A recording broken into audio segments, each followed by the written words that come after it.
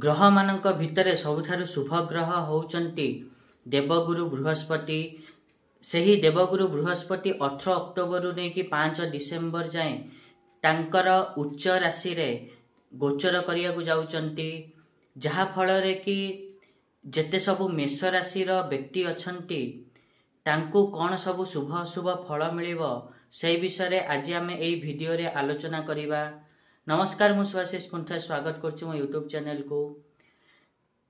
पुरुष मानक पई देवगुरु बृहस्पति धन कारक हेला बेले नारी मानक पई विवाह कारक होई थांती एवं समस्तिंक पई शुभंकर होई थांती। खास करिकी जेतेबेले बृहस्पति जन्म कुंडली रे केंद्र भाव रे बसी थांती शुभ स्थिति रे, सेतेबेले कुंडली रो हजारे दोष को से समन करि थांती, अर्थात हजारे दोष को दूर करि थांती। सेही बृहस्पतिंकर उच्च राशि रे गोचर द्वारा मेष राशि रो व्यक्ति माननकु कौन सब शुभ अशुभ फल मिलिबो से विषय तो डिटेल्स रे आलोचना करिबा। ता पूर्व सबन भली गोटे रिक्वेस्ट करिया चाहिए कि जो माने भी एजाई चैनल को सब्सक्राइब करना सब्सक्राइब करंतु आ पाखथिया बेल आइकन को मध्य प्रेस करंतु, जा द्वारा कि मु आगो को जहाँ भी किसी वीडियो देबी ता नोटिफिकेशन आपण मान को ठीक समय मिल जिवो। जदि आमे मेष राशि कथा कहिबा ताहले मेष राशि रो व्यक्ति मानक पई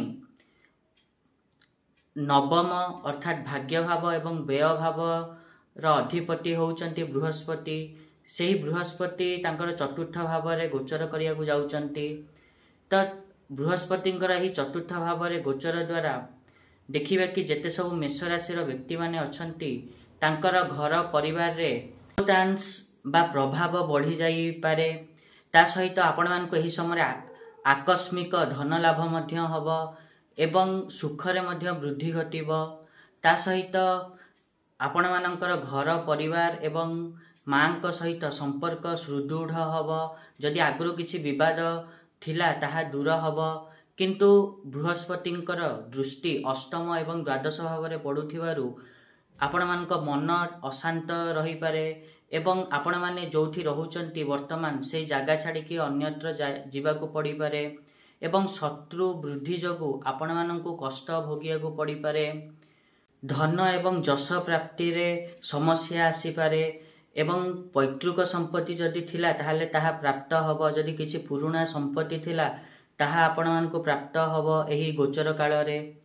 ता सहित एही गोचर काल को आपण मानकू धैर्य एवं संयमतार सहित एही 48 दिन तक चलिया को पड़िबो। एही तो थिला मेष राशि रो जेते सब व्यक्ति अछंती तांको पई बृहस्पतिंक गोचर किभଳି फल प्रदान करिवो।